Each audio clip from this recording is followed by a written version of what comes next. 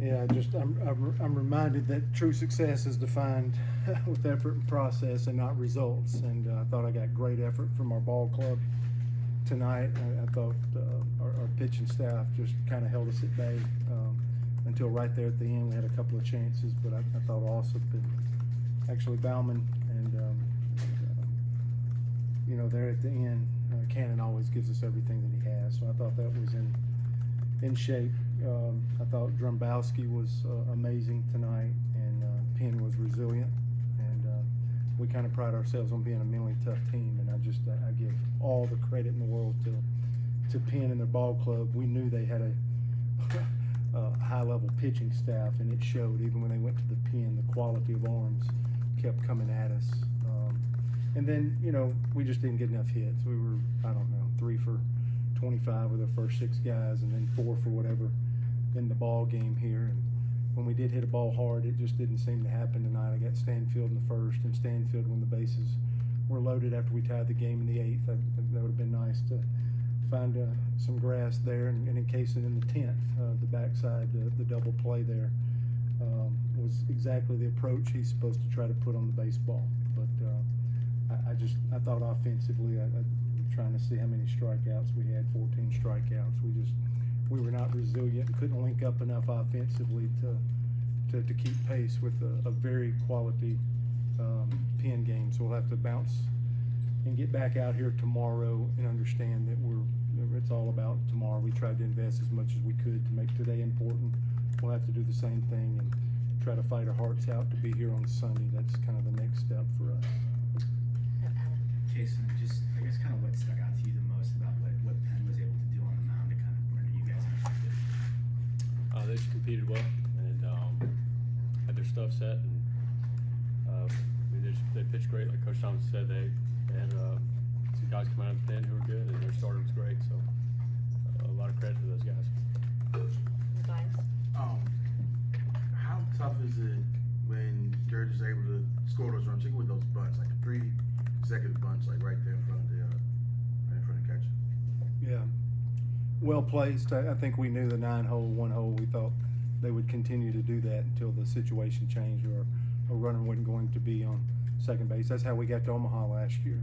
We absolutely did a safety to advance through the College World Series. So you're not in a very good defensive posture there if that bunt's executed. And I thought they executed a couple of bunts, and we knew exactly that was the play and was coming.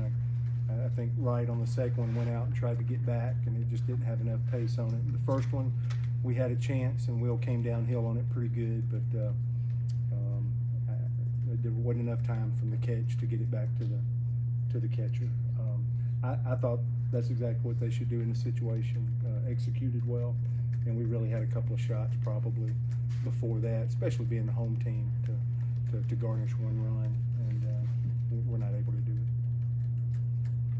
But what was the thinking? And I know when to change pitchers is probably one of the hardest decisions to make during a game. But to not go to your closer or there before the home run. Yeah, I just thought Tanner was throwing that good. That was a 4-pitch walk there, but he had thrown 2 2/3 inning with 2 hits, and I thought he was throwing the ball pretty good. We're really trying to line him up for the next guy, the 3-hole. I thought their 3 and 4-hole hitters were the guys with their best numbers. Hensler and Miller. Appel had a huge night, including that home run there. So he had a single through the 6-hole the time before. So that's very fair to second guess in that situation there. But I wish I would have. But I kind of like the contact we were getting. I still thought Bauman's biggest challenge was the walk. I thought they would do more with that. The guy hit a single last time, and Bauman's kind of a guy that's stretched out for us and done stuff, and kind of that 50 pitch mark is kind of the place where we feel like we really got to get him out. And I think he finished with 32 pitches, so I still thought he was in a good range of his pitch count, and we gave him that hitter. Thankful we were able to come back and at least tie the ball game up to make it about something else. But yeah, I wish I would have brought Cannon in the pitch before. Just a great swing and a great night by the 2-hole guy for Penn. Kason, what are you going to tell your teammates about what it's going to take to fight back now through the losers bracket? sad about tonight.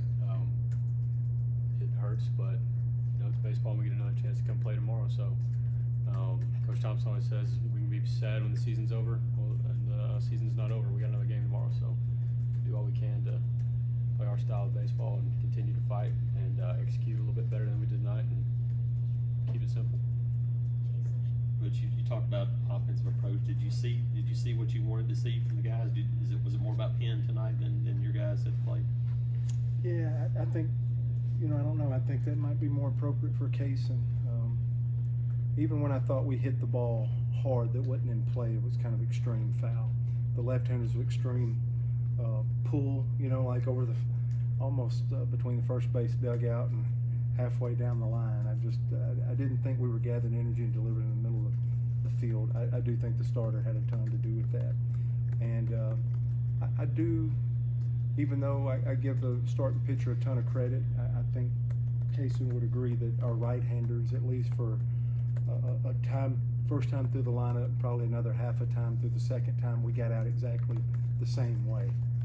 So you can get out and do some things, but when we just continued to get out the same way, that bothered me a little bit. We eventually steadied because we pitched good enough to get him to pitch count and do all that. I thought the lefties had the best shot and was seeing the ball much better against Drumbowski. But I thought our right-handers got out the same way too often, getting too deep in the ball game. I thought that was a challenge where some type of adjustment, and we wound up being the puppet in that situation a little bit with our right-handers. As you want to puppeteer some things, and I thought we have to tip our hat to Drumbowski for getting that done tonight.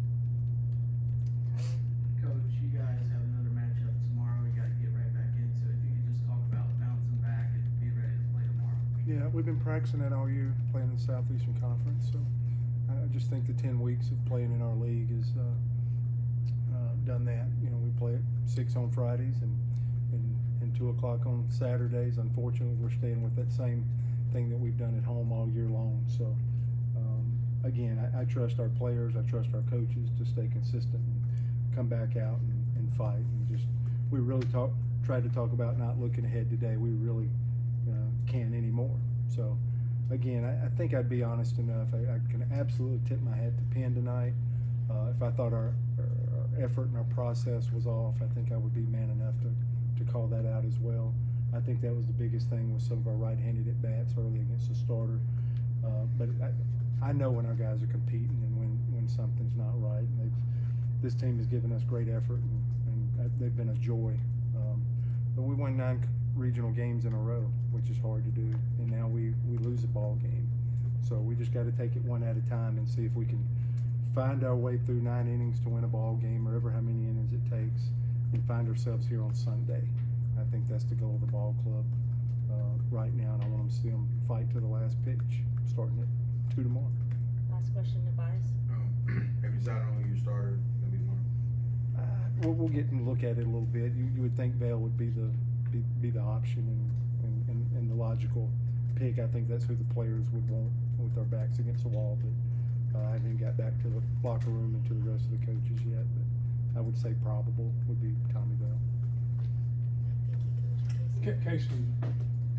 Kason, Coach talked about getting out the same way. How do you avoid that happening?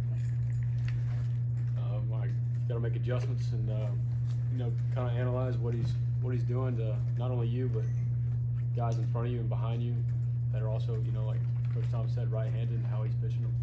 Try to come up with a solution, maybe sit on a pitch or look in a spot or something. But there's got to be adjustments made right then and there. Can't wait too long, so that's kind of what we needed to do a little bit better tonight. Thank you, guys. Thanks, guys.